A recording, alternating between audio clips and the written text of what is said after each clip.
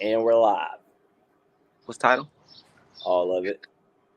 Everything. All of it. Ask any question. We got all the answers.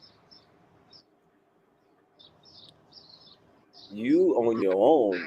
I don't know why you said we got all the answers. You got all the answers. I'm brother. You said all of it. Me and Mark got all the answers y'all need. Ask any question. Stop putting my name. Hey, you What's remember the when title brothers then, brother? You remember when brothers used to call everything bearing false witness? Yeah. Somebody just lie regularly, and we're like, "Oh, you bearing false witness." You bearing false witness, nigga. Nigga, that's not bearing false witness. That nigga just lying. We might need to go over that because brothers might not know. Oh man. All the title false witnesses. So say it again. I was going to say all false witnesses are lies, but not all lies are false witnesses. Exactly. You were a false witness. That was a beautiful time, man. That's shit funny. Wab in here. Shalom, King. Shalom. The title is Thru the Spirit, number 19. 1 Corinthians 3 times Q&A. I don't know where we finna go.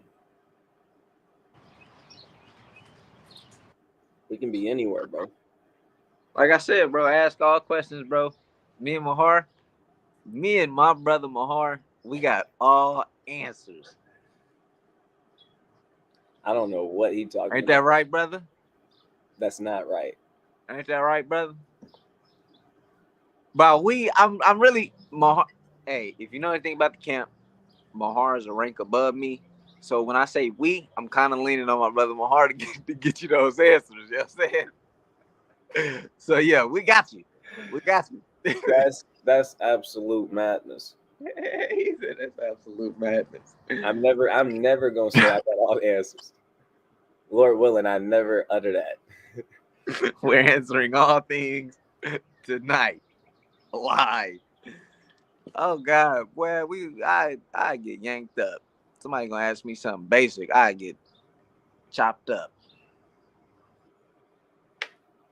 All right, since Shalom KOI, Khalil, if I'm not mistaken. All right, so what we can do is start off with that 1 Corinthians and just see how it go. I'm gonna pull it up on my screen though. Open up before we get into that.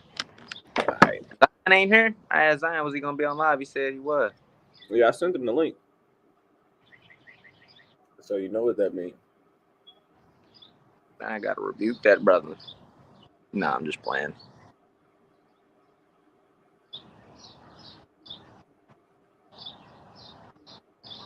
I hear the birds out there. Yeah. All right, first and foremost, we're going to give all praises, all honor, and all glory to the Most High God, Yahweh, Hashem, Hamashiach, Yahweh Shah. And really, really quick, I'm going to hook up this charger to my MacBook because whenever I'm streaming or going live, it dies extremely quick. Quicker than usual.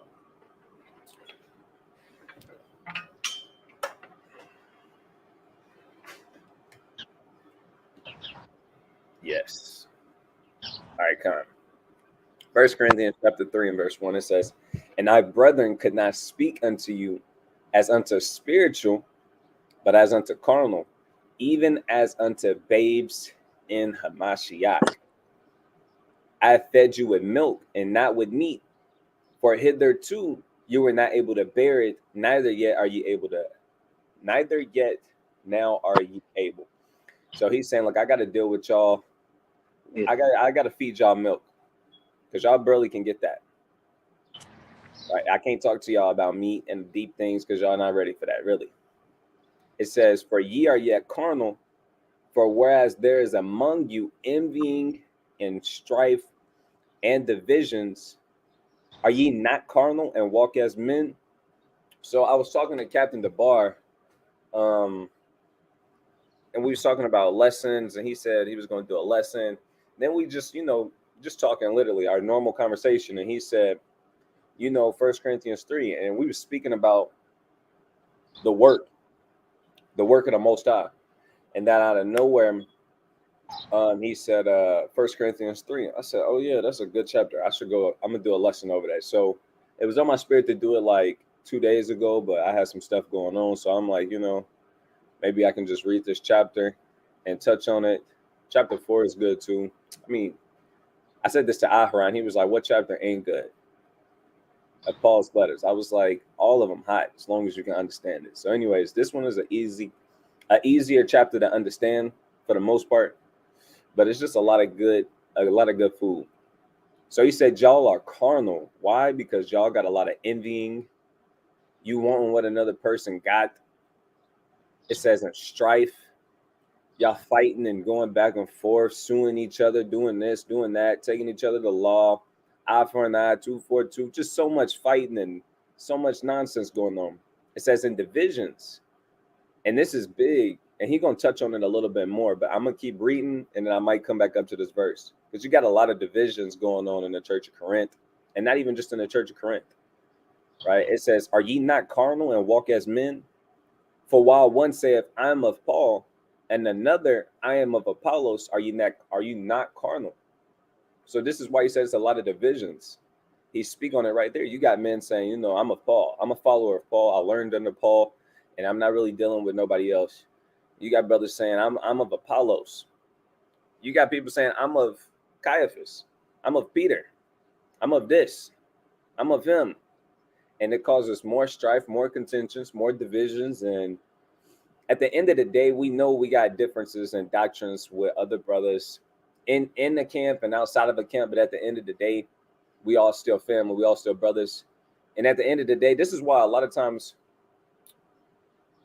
we don't harp on that kind of stuff like that. Because at the end of the day, if you teaching, you keep the Most High God's commandments and you building your faith up in the Mashiach and the Most High God, then for the most part, I'm not going to be weird with you at all. Those are the two main things. You keep the commandments of God, and you building your faith up in Yahweh and in his anointed Savior, Mashiach. So other than that, I don't got no quarrels. I don't got a lot of strife. It's not going to be no problem. But some brothers get caught up in some of the smallest doctrines and things that's not even, that fruitful. And it just causes a lot of strife and divisions over stuff that could be, what I like, Aharon, when I see camps like Sakari and Sons of Thunder linking up, even though they got differences in doctrines. Right. I like that a lot. Yep. I like that a lot. That's real powerful. I think that's right. Verse 5, it says, who then is Paul and who is Apollos, but ministers by whom ye believed, even as the Lord gave to every man. So he's really being really meek and humble. He said, well, who is Paul and who is Apollos? Those are just ministers. That's all they are. They're just ministers. At the end of the day, that's all they are. Right? It says, I have planted, Apollos water, but God gave the increase. So look, even though we on two different sides of the fence, hey, look, I'm teaching, he teaching, he planting seeds, the other brother finishing it up, watering it, and it's prospering. Hey man, we had times where this happened. We teach a brother, or he start watching our YouTube videos, and he come into the truth. And next thing you know, he in IUIC. We had a brother say, "Look, y'all woke me up," and he had on he was in all purple. He was by IUIC. I think we ran into him at camp actually. Hey, we plant, they watered, but the Most High gave the increase. Nothing else matters. That we get too caught up on some of the small stuff, man. And that's the truth. That's the truth. Shalom, Hebrew daughter. We got Officer Tahlam on deck. Shalom, shalom. And whoever else haven't dropped anything in the chat. But you got something you want to say? Yeah, real quick. Just all praises to the fact that the brother even came into the truth. That's really what it's about at the end of the day. Exactly. It's not about. I know. I speak for our camp. Our camp. We don't care if you join our camp or not. We're a small camp. We got a close knit amount of brothers, and we enjoy that. All praises for brother. Do join our camp, but if you don't want to join our camp, cool. All praise as long as you doing the work, teaching your people, keeping the law, statutes, and commandments. For the most part, that's all we care about. We're not looking for a bunch of men. We're not the camp that's out here just searching to grab 1,000 brothers to join our camp. That's not our cause. That's not our mission. One of our main missions as sons of Jacob is to teach repentance. That is our mission. That's one of our goals. That's one of our what is it? Not goals, but that's a key thing in our camp. Teach repentance. We're not looking for everybody to, because once you turn it into I need men in my camp, you turn it into like Paul's speaking about division, right? Just like Paul is going into I am of Paul, and another say I am of Apollos. Now you get brothers saying, okay, well shit, nigga, I'm with sons of Jacob. Who you with? And it becomes it almost turns into the thing that we escaped from the world, right? Back like in the world, you got brothers that's Crips and Bloods, you got brothers that's Hoover, so on and so forth, this, that, and the third. And it's like we escaped that. We got out of that dividing. Whenever we see IUIC, Shalom. Mighty brothers, we love them brothers. Whenever we go to OKC, we see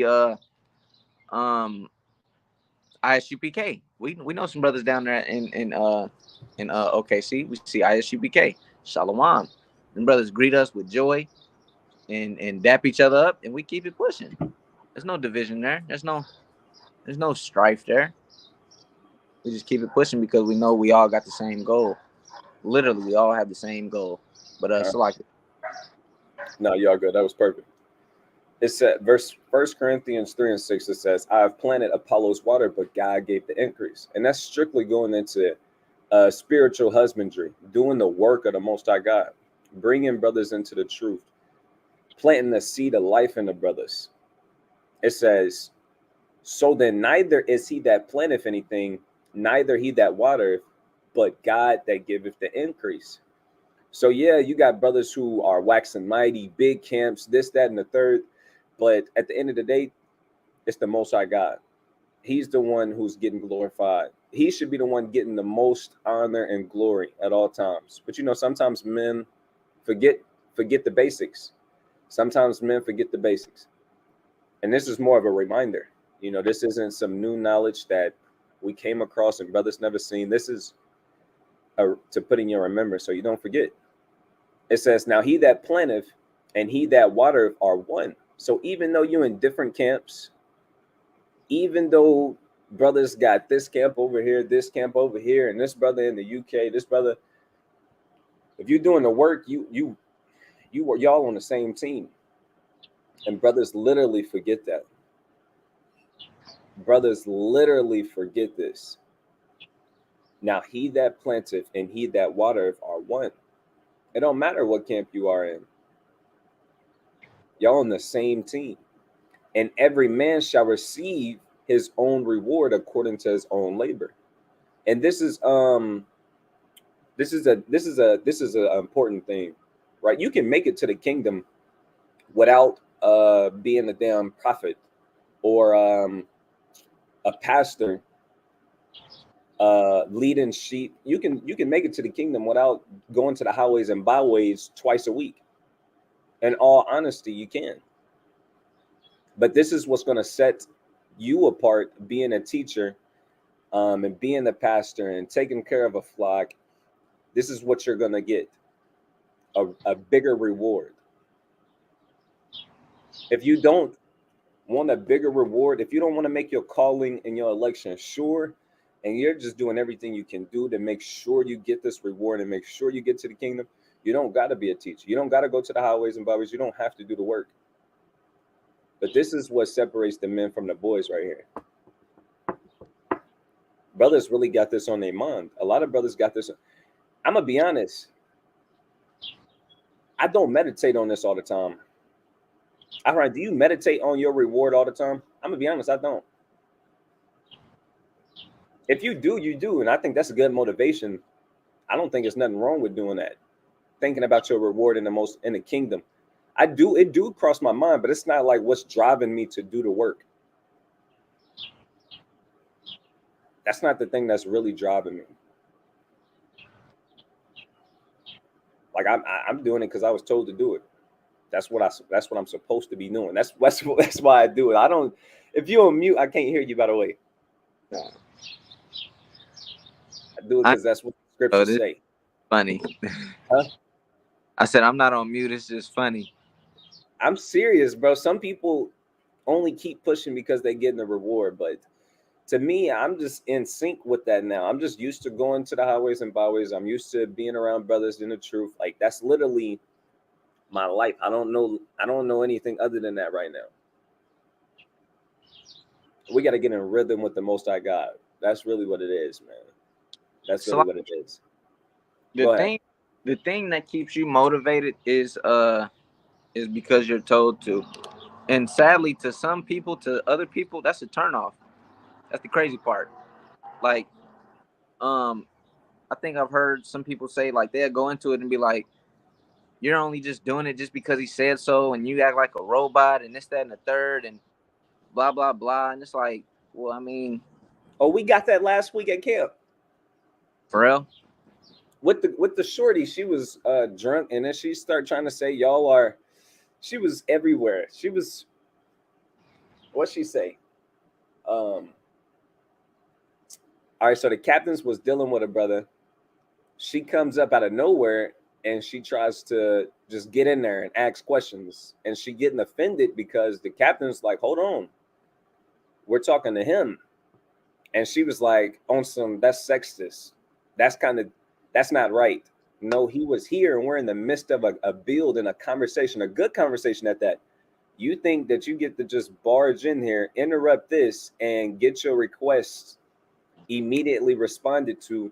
No, that's disrespectful. That's out of order, and that's not. You're not thinking.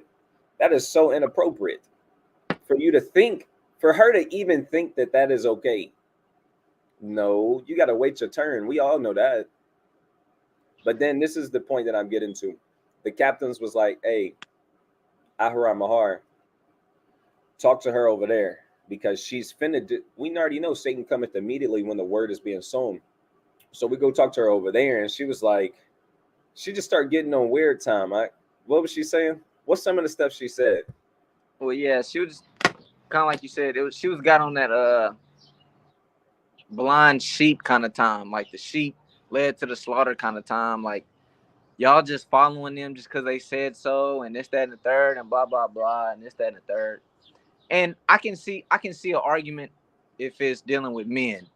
If a nigga just came and told me to do some shit and I just start doing it, that's folly on my end, right? I don't know you. Like, that's folly on my end. But meanwhile, she don't really know what's going on. But speaking on it from the Most High God's point of view, it's like, nigga, if God said so, I'm going to do it. Like, I'm going to just do it. I'm not finna sit here and just keep questioning, asking, thinking about it, overthinking it. And, well, my God wouldn't want me to do. No, it say it. That's what it say. And then that's what the church got a problem with. Y'all just listen and follow and do that and third. You got to go off your heart. You got to go off your how you feel. You got to go off what God is telling you personally. That when that's nowhere in the scriptures. God ain't dealing like that. God not dealing like that. But it's like it. It's on you. That's madness, man. I kind of went off topic a little bit, but this is the point I really wanted to make.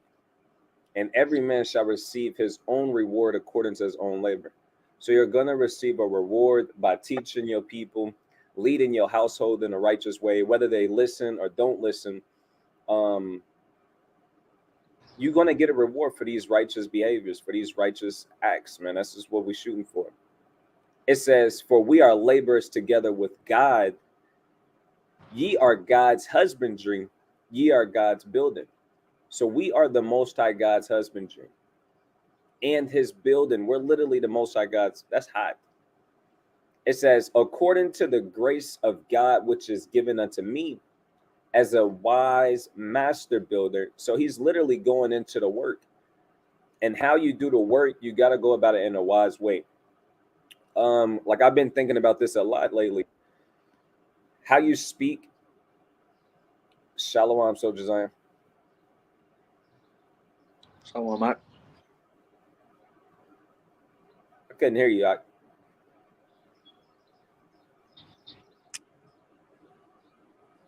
Can you hear him? Nope. Okay.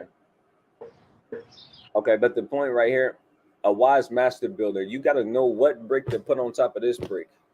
You got to know how to arc. It's really going into making sure you can build something and it lasts and it's sustainable. It can endure through any kind of weather, through rain, sleet, snow, the heat. You got to know where to build, how to build, how to start it. You got to have a strong foundation. It's a lot that goes into building, but this is going into us building up the temple of the Most High God. And how you build it is by teaching your brothers, teaching your sisters in the truth. That's the basic of the basics. But you got to go about it in a wise way. You got to know how to talk to people, when to be compassionate, when to be stern, how to control your volume, your tempo, your pace, what a brother really needs right now at this moment. You got to be able to identify these different demons that's attacking you, attacking him. All these things go into being a wise master builder. It says, I have laid the foundation and another buildeth thereupon, or thereon, but let every man take heed how he buildeth thereupon. So you got to make sure you be in the what you can't just be blindly building stuff and blindly saying stuff and turning this into a doctrine and doing this. You got to really take heed and make sure you know what you're building on.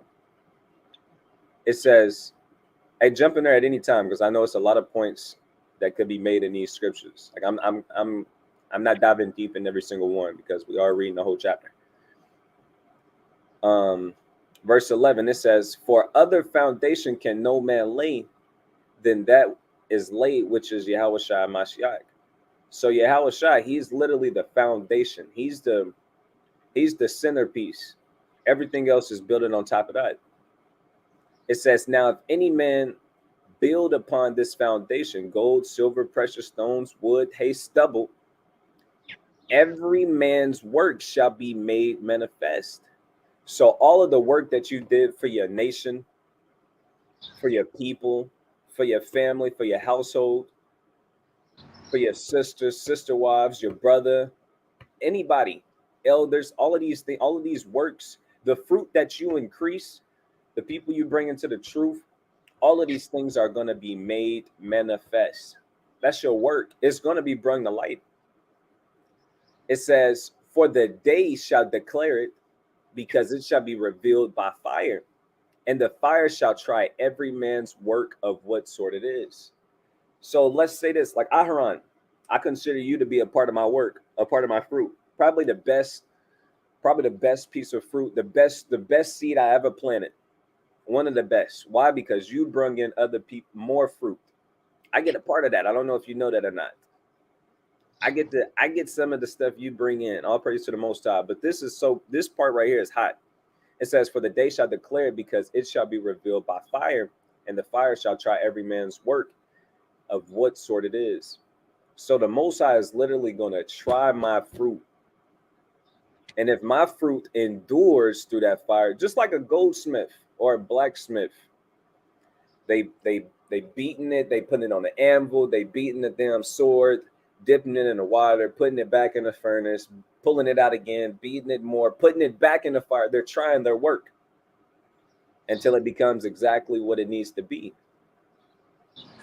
Now, if that sword doesn't hold up, it's not really good for anything. But if it does hold up, verse 14, if any man's work abide which he hath built thereupon, he shall receive a reward. So if Aharon endures all of these temptations, all of the fiery trials that the Most High God is going to put him through, I get to receive a reward. It says, if any man's work shall be burned, he shall suffer loss, but he himself shall be saved, yet so as by fire. So let's say Aharon, I bring Aharon into the truth. I have a big part of bringing him into the truth, and he endures. I get that fruit. I get that reward. Let's say he endures for a time, but then he gets burnt up and he fall out of the truth. He gets tired. The world get to him. He go back into the world. I suffer that loss, but I can still make it. It says, but he himself shall be saved. You can still make it. And this should be encouragement for you to go out and be that light for your people. That's what the Most High God wants us to do, to be a light. You don't have to teach people by going out to the highways and byways and pulling out 10 scriptures, and he'd be like, damn, I am an Israelite, and you know what I got to do next, you know, and when's this feast day and when's that feast day, and okay, so I can't eat pork. That's not, you don't have to teach like that. You can literally teach. Let me go into it real quick, actually. Zion, can you hear me? Colin, can y'all hear me? Yeah, there we go. Check this out. So there's different ways to teach. This is 1 Peter chapter 3, verse 1. It says, likewise, ye wives, if women should really know this chapter, if somebody say 1 Peter chapter 3, women ears should perk up and they should be like, okay, I know what that's going into. Because it's going over women. It says, likewise, ye wives, be in subjection to your own husbands, that if any obey not the word, they also may without the word be won by the conversation of the wives. So if women are, if it's a worldly woman amongst righteous women, you should be able to win her over without coming out of the scriptures and going to Deuteronomy, and you can do that too. But what they're supposed to see is your actions. That's how you teach them. It says they also may be without the word be won by the conversation of the wives. It says, while they behold your chaste conversation coupled with fear. So they're going to see how you carry yourself, your mannerisms, how gentle you are, how much of a helpmeet you are, submissive. Hold on. Go ahead. Click that word conversation. I got you. Because I think in another translation, it don't say conversation.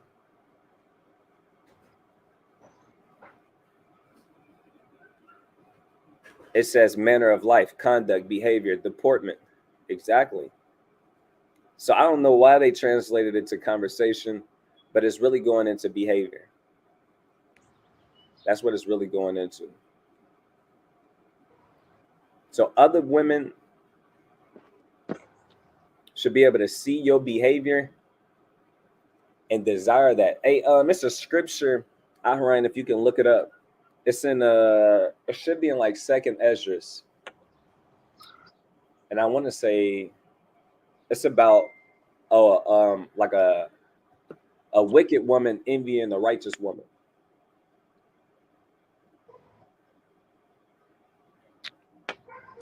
All right, hold on.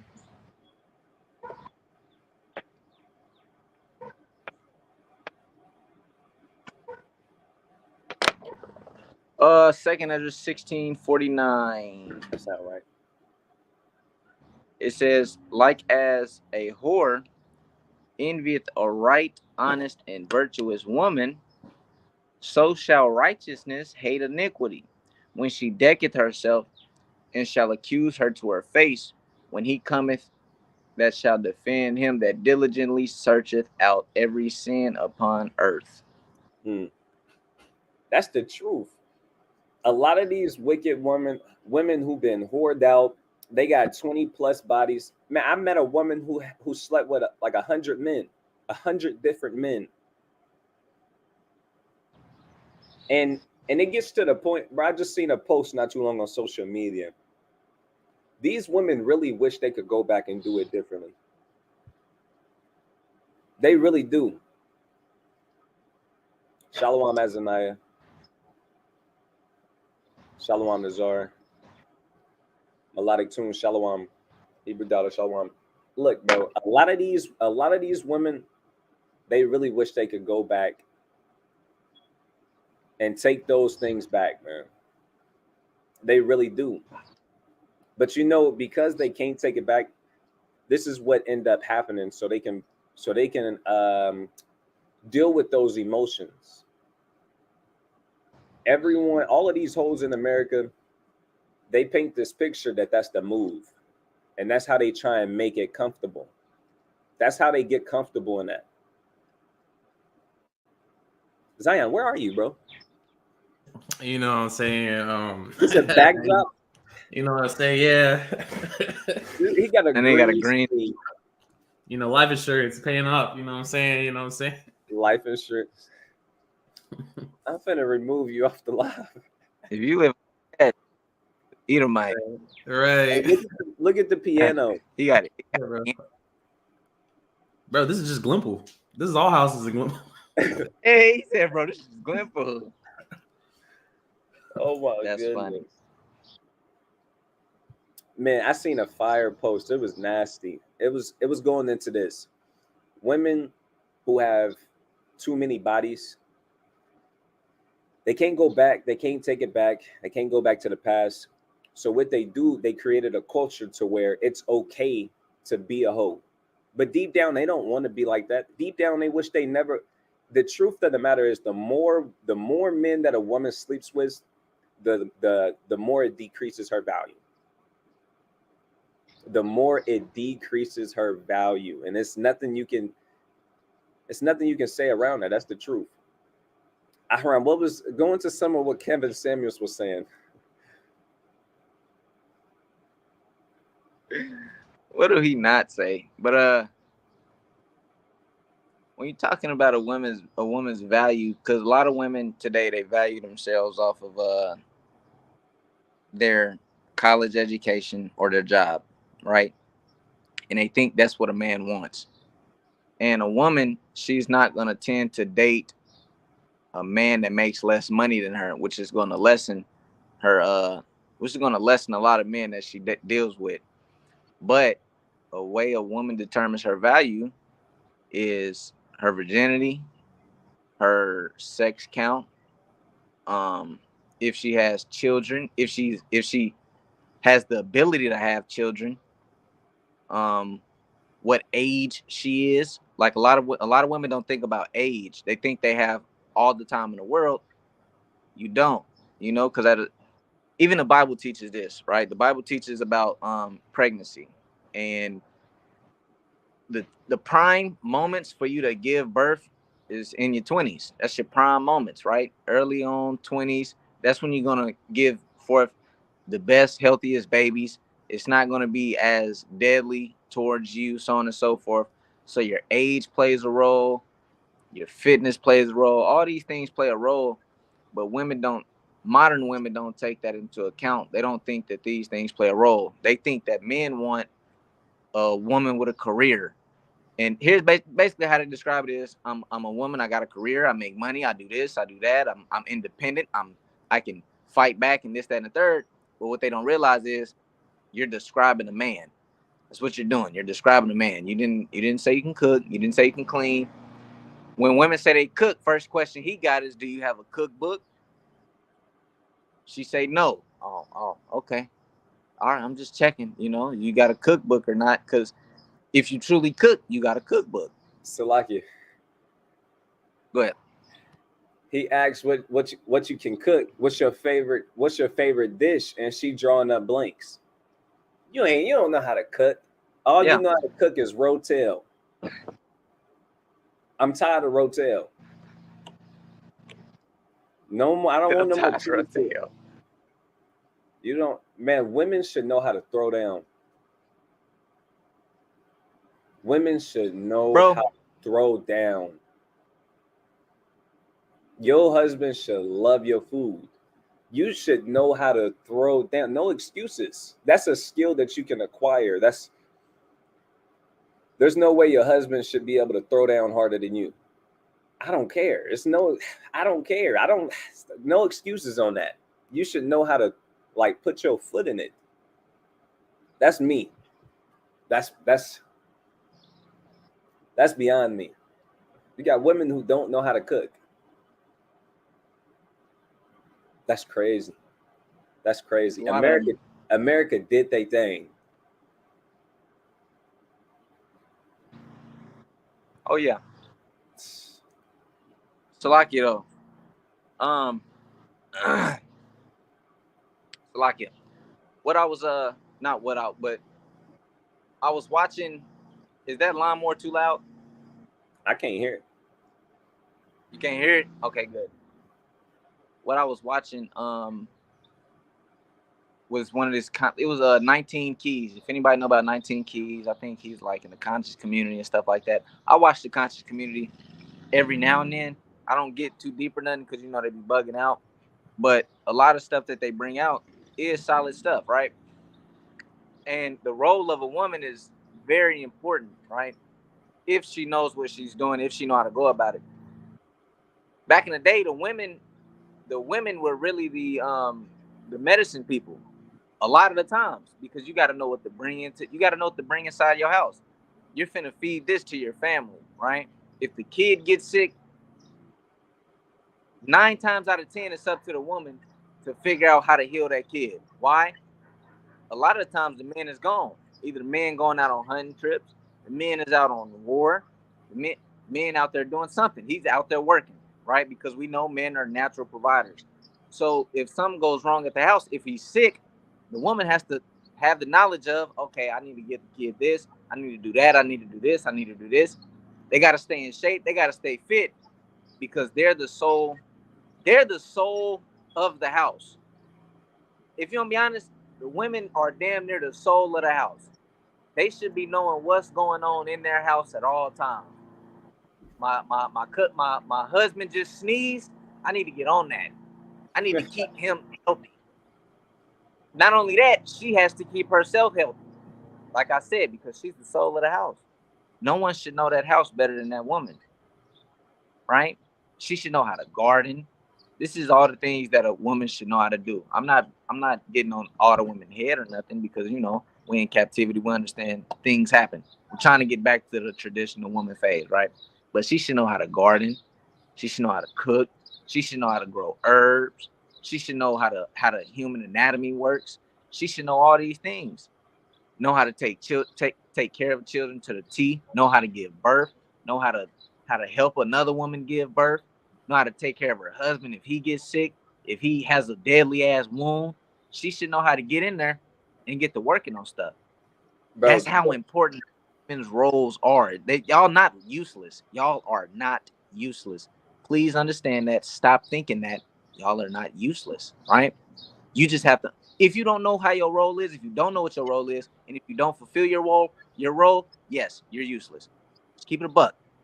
If I don't fulfill my role, the world has no problem telling me I'm useless. If I don't take care of my family, if I don't protect my wife, if I don't have a job, the world don't have a problem telling me I'm useless. I'm gonna be homeless. I'm gonna be a bum, so on and so forth. Nobody's gonna take care of me. Simple. But women, you can't just. The reason why women are become useless today is because they think they can get money and they think that's their role. They think putting their bodies out on Instagram and Facebook and showing the world to get money, they think that's their role and they're good.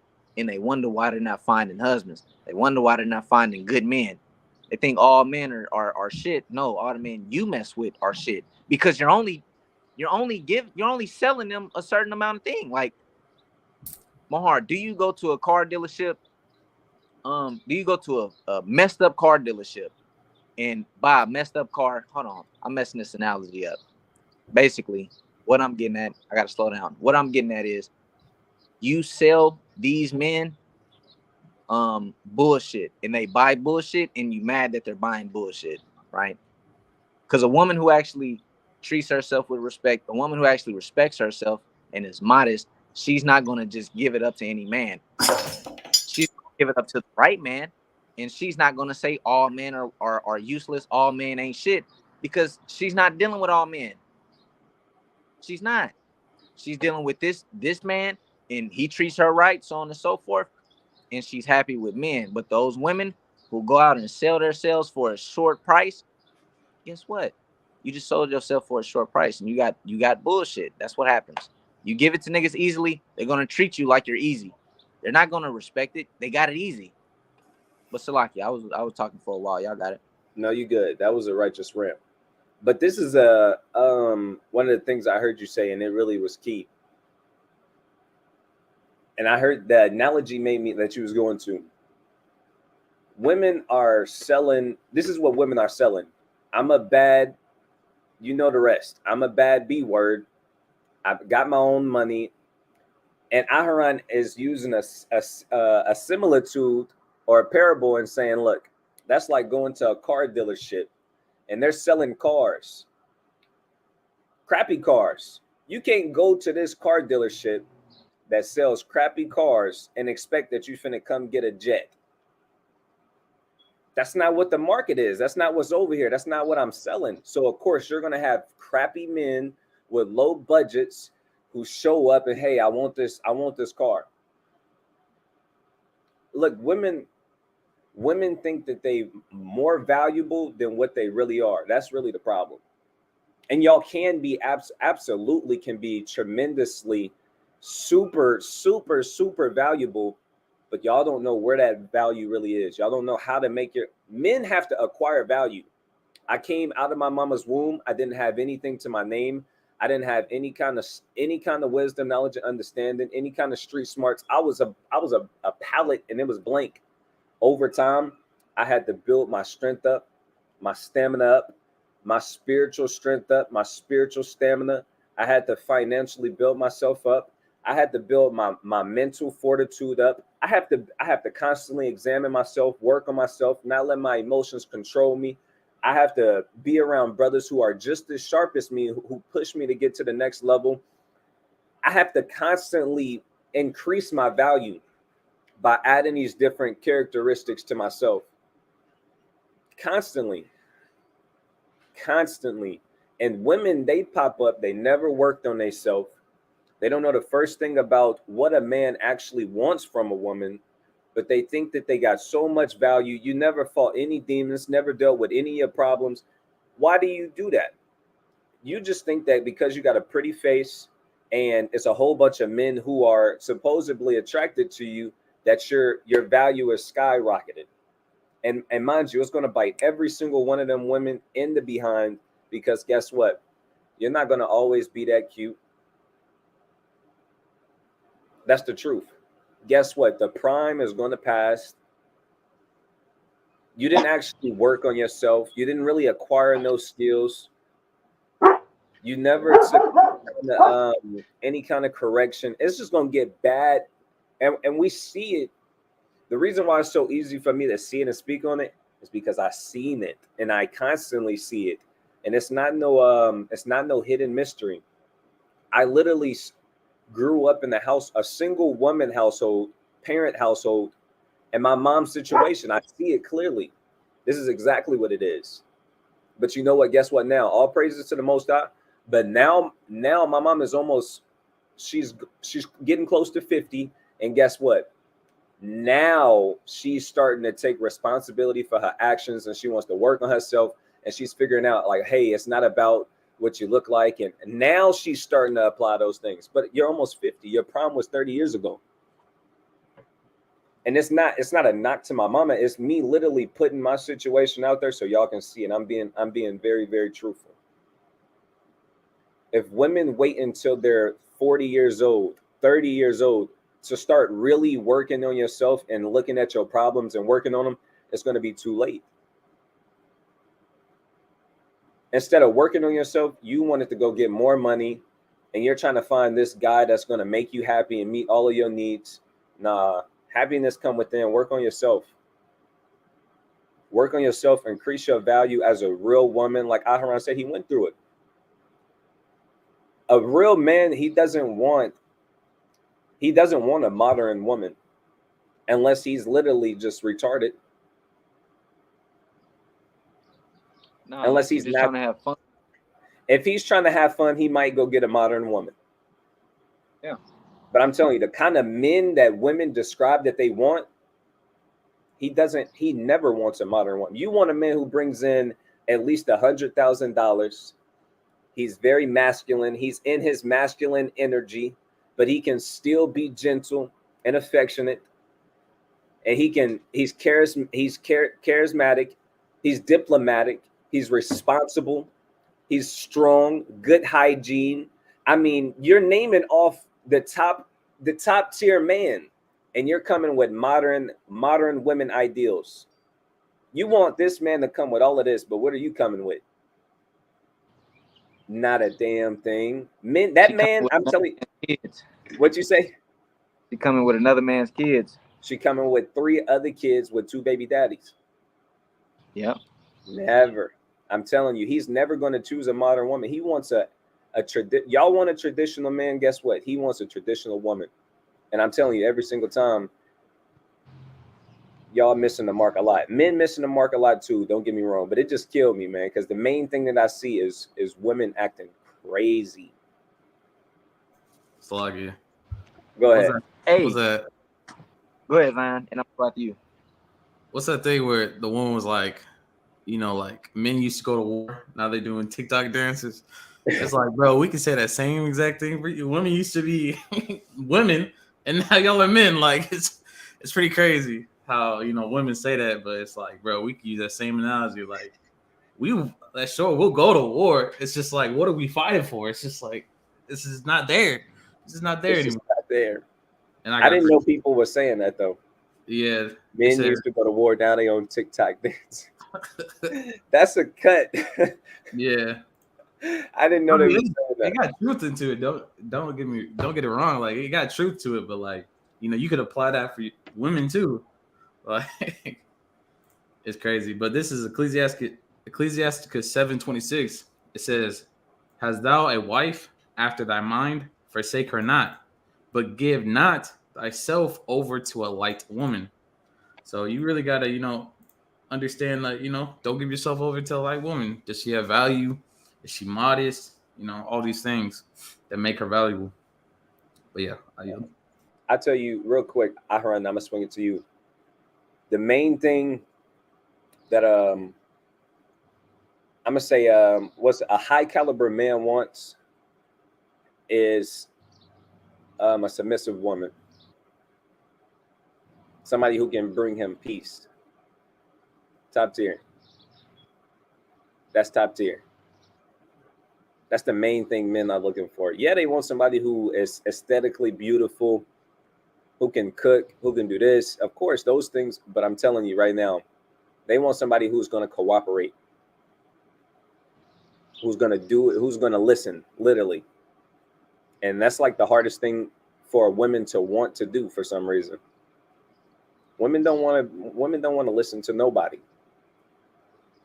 To nobody. Men that take correction, men that take orders, men that take discipline. Women it's really hard to get them to that level. For a lot of women. Aharon, it's on you though. And it really go back to a lot of these women's mothers. They just leave them high and dry. Like, a lot of these women are teaching their daughters to be independent, right? They're really teaching them to be independent. They're teaching them to basically go be alone. That's all they teaching them. Just go out there and be by yourself. Go out and be alone. That's what independent is. Because if you grow up with an independent way of thinking, and you're independent, and you get a man don't want you to be independent. I mean, I'm speaking for every man. No man wants a woman that's independent. A man feels love when he feels like, oh, she needs me.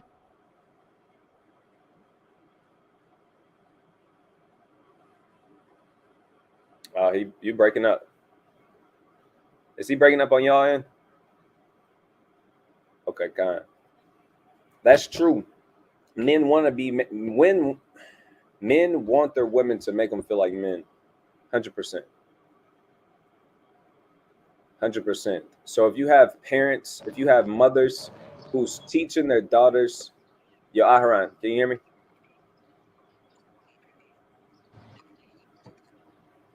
Yeah, somebody keep calling me. Okay, you back. Can you hear me though? Yes. Can you hear me? Yes. Okay. All right. It's a little bit of a delay, but what I was getting into is yeah, don't no man want no woman that's independent. That's not. Why get married? Why get a man if you're independent? That's literally what it. I'm dependent on myself, and I'm good with myself, and I'm happy and okay with by myself. Cool, be by yourself. That's not a problem. If a woman want to be by herself, in my opinion, do your damn thing. That's not a problem. But don't be independent, 10 toes down, and trying to be damn dolo looking for a husband. That don't make sense. Why would you? Am I finna say? Check this out. Am I finna train my whole life for basketball and then try out for them NFL team? No, that don't make sense. Even if I get in the NFL, I'm gonna be terrible at it. All I know is hoop. All I know is basketball. But I done damn tried out for the NFL team. That don't make no sense. And if you are a mother out there, and we speaking to women in the truth. If you are a mother out there, teach your daughter how to be a good wife. Teach your daughter how to be a wife. If you're a man out there, teach your son how to be a damn man, right? Teach him how to be a man. Teach him how to work. Teach him how to get a good work ethic. Don't just teach this nigga to be lazy all damn day. Give him a good work ethic. Teach him how to do certain things, right? But like I was saying, with the topic is on women, teach your daughters how to love their husbands. Teach your daughter to be dependent upon their husband. That's what I'm gonna do. If I have a daughter, I'm gonna teach my daughter to be dependent. Right. Unless if she tells me she don't want a husband, cool. You can be independent. But if she want a husband, look, you're gonna be dependent. And guess what? She's gonna be dependent upon me until I find her a husband whom she can be dependent upon. Because that's how she's raised. Because if I teach her to be independent, her relationship is gonna be that much harder. They're gonna be butting heads. She's gonna be bringing masculine energy, and it's all gonna be off. But Salaki, Nazar, go ahead. I just wanted to bring something out here. Proverbs 31:3, it says, "Give not thy strength unto women, nor thy ways to that which destroyeth kings." So we have to keep our strength within the men. That's right. That's right. Check this out. I got a precept too. This is a precept that Jeremiah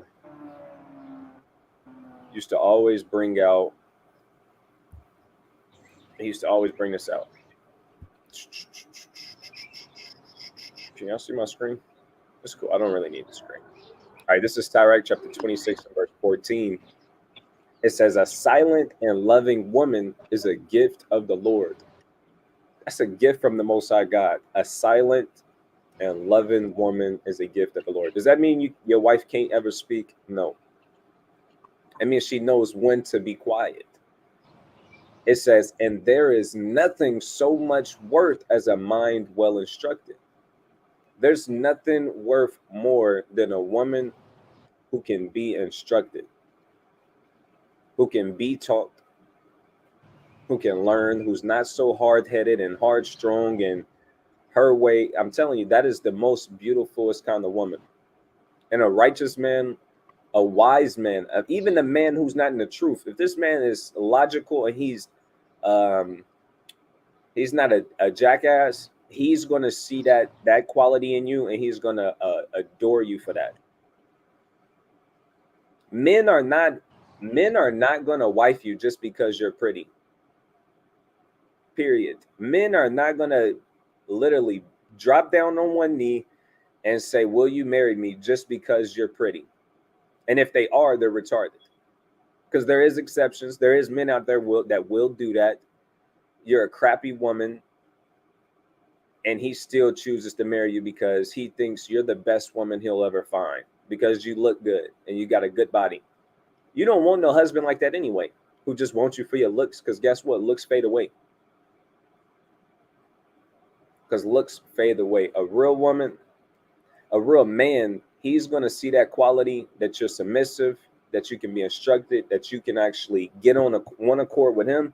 And that's the kind of woman, I'm telling you, men will literally, he'll love to have fun with a beautiful woman. And I'm talking about a worldly man. He'll use the beautiful woman and hang out with her and have a good time. But at the end of the day, he's going to go home to this woman because she listened. For real. That's 100% facts. If he's if he's not just a jackass, of course, there's exceptions. There's men out there that will do it. That definitely will do it. But man, we was really supposed to be in Corinthians. The Spirit kind of had us somewhere else. But I do want to finish that chapter low key. I'm going to go to it right now. And I'm going to pull up my screen.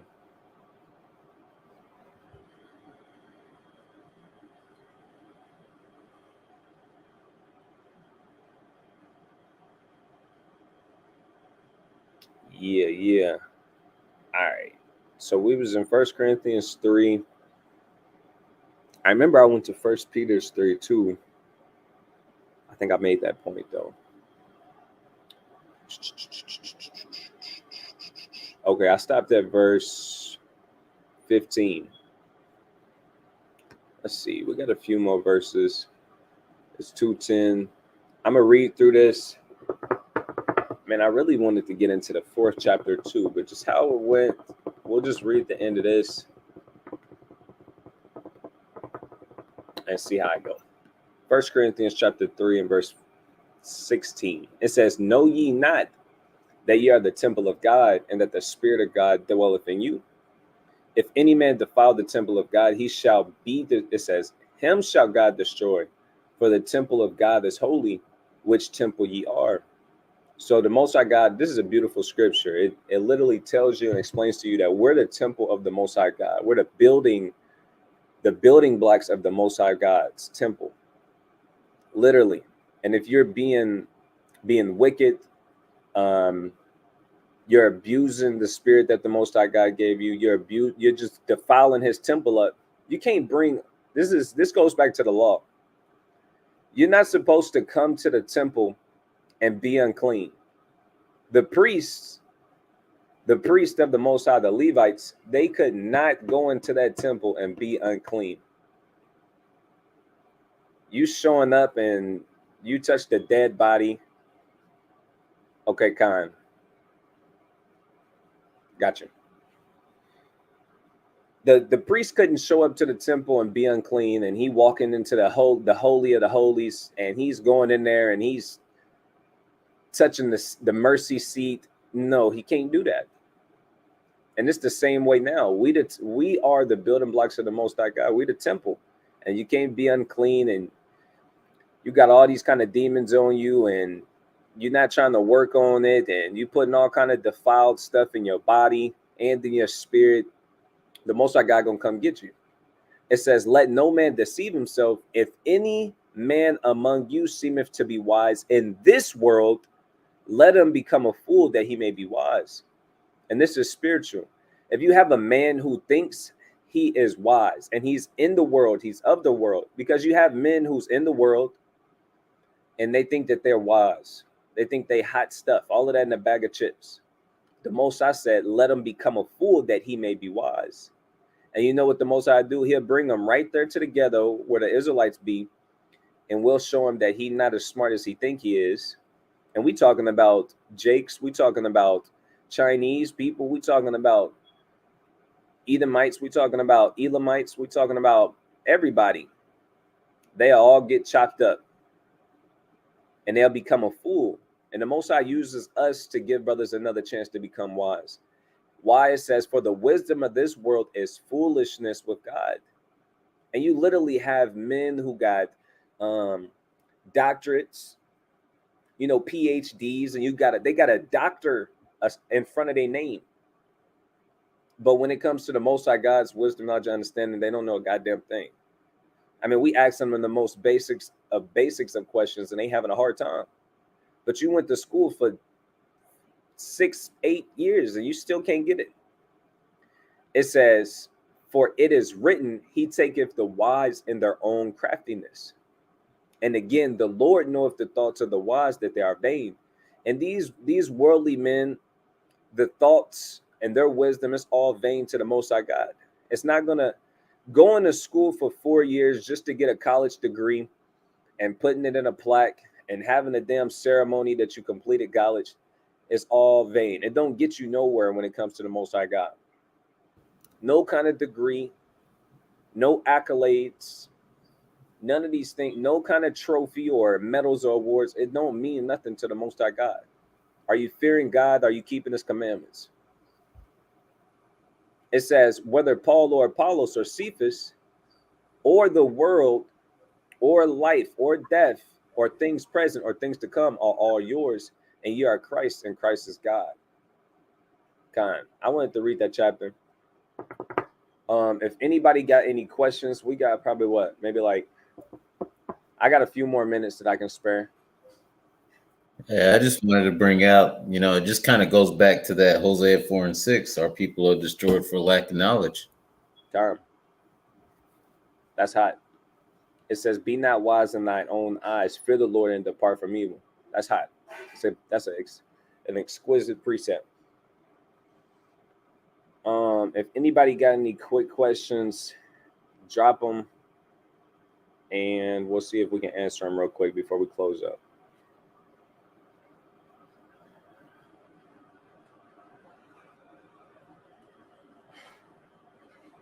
He said, you cool to break down Romans 14 and 14 real quick. Let's go check it out.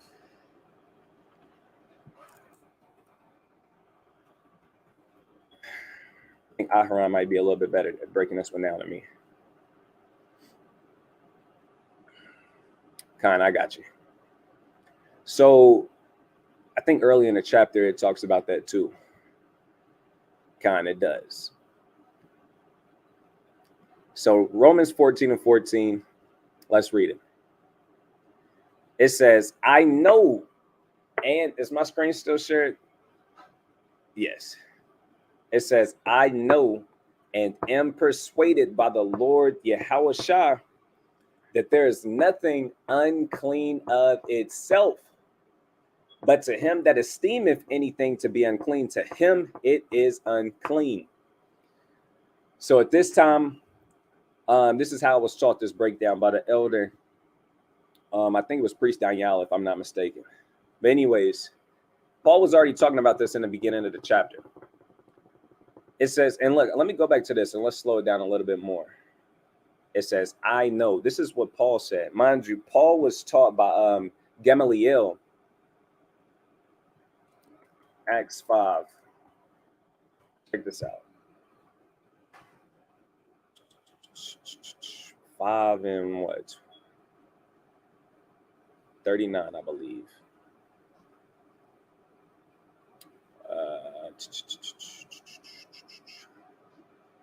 Okay. Hold on. I'm trying to find the guy who taught. There we go. Gamaliel, 5 and 34. This is the guy who taught Paul. And there's some information I want to read. Gamaliel, it says a doctor of the law. Check this out. Gamaliel, it means my recompenser is God. And now it's going to give you a breakdown of who Gamaliel is, a Pharisee and celebrated doctor of the law, who gave prudent worldly advice in the Sanhedrin. The Sanhedrin is like our judicial system. We had, I can't remember the exact amount of people, but you had, let's look it up.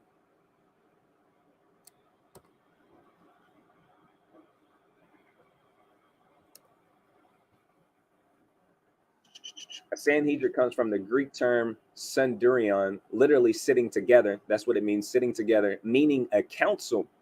The Sanhedrin is both a Jewish judicial and administrative body. The Sanhedrin was composed of local elites, including members of the high priestly families, scribes, religious experts, and lay elders. So basically, okay, this is what I was looking for. The Sanhedrin was an assembly of 23 or 71 elders. And you would have these 23 to 71 elders, Israelite men, I mean, strong in the law, doctors in the law. Gamaliel, he gave some advice to the Sanhedrin as how they should deal with Peter and some of the other apostles, because they wanted to kill him. But Gamaliel was like, don't kill him. That's what you're reading about in Acts 5. Gamaliel, a Pharisee, well respected in the community. They were finna literally kill the apostles, and he was like, hold on, before we do that. And he gave them some good wisdom, some good advice, because you have something like this happen before. And Gamaliel knew of it. He spoke on the situation, and he said, you know what, let's do this. And that's why them brothers didn't die. But it says, he gave worldly advice in the Sanhedrin respecting the treatment of the followers of Yahushua of Nazareth, Acts 5 and 34. So this is actually what he said. So Gamaliel stood up there, and one in the council, a Pharisee named Gamaliel, a doctor of the law, had a reputation among all the people. So he had a reputation among everybody. Everybody knew him. And this is what he said. He commanded to put the apostles for a little space, meaning, look, before we kill them, let's just give it a little time. Let's put it off for a little bit. Let's do this. And then he breaks down why we're going to do that, why we should do that, right? But he hard for that. It says, we learn from Acts 22 and 3 that he was the preceptor of Paul. He is generally identified with the very celebrated Jewish doctor Gamaliel, grandson of Hillel, who is referred to as the authority of the Jewish Mishnah. So Hillel, he was actually an important guy too, because back then you had I'm not even gonna go that deep, but you had two different groups of people, and they had two different factions, and they were two household names. But he was under the persuasion of the Hillel's doctrine, to say the least. But the reason why I went here, going back, was just to show you that he learned from Gamaliel, a doctor of the law. We already know this. Paul is literally a Pharisee himself. He's a doctor at the law. I mean, he's hard at the law. So why would Paul in his right mind say this? I know and am persuaded by the Lord Yahushua, that there is nothing unclean of itself. When we know, according to the law, let's go to it. Let's go to it. There's plenty of things that's unclean. I mean, in itself, that's how the Most High created it. Plenty of things, right? It's a whole chapter about things that are unclean. About things that are unclean, right? We can go all throughout this chapter, and we know we'll go to the classic. And the swine, though he divideth the hoof and be cloven footed, he cheweth not the cud. He is unclean unto you. Of their flesh shall ye not eat, and their carcass shall ye not touch. They are unclean unto you. So forth and so on. This whole chapter goes into things that's unclean. So why would Paul say this? There's nothing that is unclean of itself. But to him that esteemeth anything to be unclean, to him it is unclean. This is literally going over, I was not trying to do that, over men, just like now. You have men who become vegetarians, meaning they don't eat meat. You got vegans. You got all these different kind of ways you can choose to live your life as far as your diet, and what you deem to be unclean and what you deem to be clean. Does that separate? You got to learn. You got to know that Paul is separate. He's not talking about the law. He's not talking, because we know according to the law, there's things that's unclean of itself. He's literally talking about some men think it's unclean just to eat meat in general. He esteemeth it to be unclean. So to him, it is unclean. That's all he's going on to. Right. And you see the same thing. He's talking about this up here. I'm going to read Romans 14 and 2. It says, for one believeth that he may eat all things. Another who is weak eateth herbs. So some people, they believe that they can eat meat. Some people believe that, look, man, we shouldn't be eating meat. We should not be killing oxen and sheep and eating those. Because when it say all things, you got to know the context in which Paul is speaking of. We know it's never okay to eat all things. He's talking to Israelites, right? So this is simple. We know it's not okay to eat a human being. We know this, right? But he's saying some men, they're not persuaded that you can eat, a quail and eat chicken. Some men think that you can only eat fruits and vegetables, Right? That's all that's going into. He said, let not him that eateth despise him that eateth not. So if you're a man, woman, or child, and you say, hey, look, it's not unlawful to eat meat, you know, and you're talking to a vegetarian, it says don't despise him just because he don't think it's okay. Because you had the same thing going on in the ancient world. Why? Because the Most High require of what happens to happen again.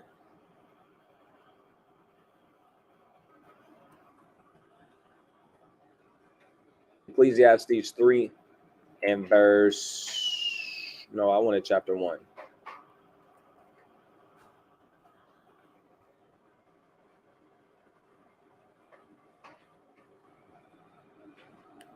Verse 9. It says, Ecclesiastes 1 and 9, it says, the thing that hath been is that which shall be, and that which is done is that which shall be done, and there's no new thing under the sun. So all that's going on right here, to simplify this, to break it down easy, it says, I know and am persuaded by the Lord Yahweh Shah that there is nothing unclean of itself. But according to the law, we're assured of this, that there is things unclean of itself. So we know he's not talking about the law. It says, but to him that esteemeth anything to be unclean, to him it is unclean. The understanding on this part right here, it's just talking about some men think that it's not okay to eat meat. That's all it's going into. Some men think you can only eat nuts and berries. All right, that's all that's going on. All right, man. I took a lot of time breaking that down. All right, we got that. We didn't even get any more questions. So, bro, we consistently tell you the same thing, bro. Hit the email. And that's that. That's that.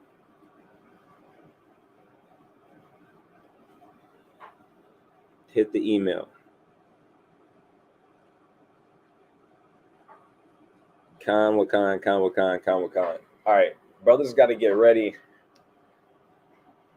Brother in his palace with a piano in the back.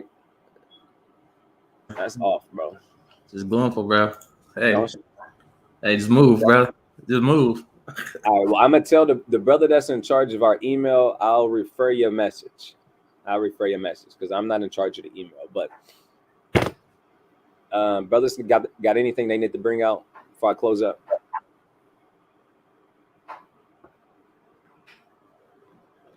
La. Khan.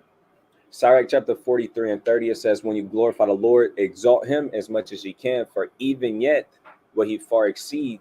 And when you exalt him, put forth all your strength and be not weary, because you can never go far enough. The water for everybody that tuned in, dropping precepts, being active in the chat. Lord willing, this was edifying.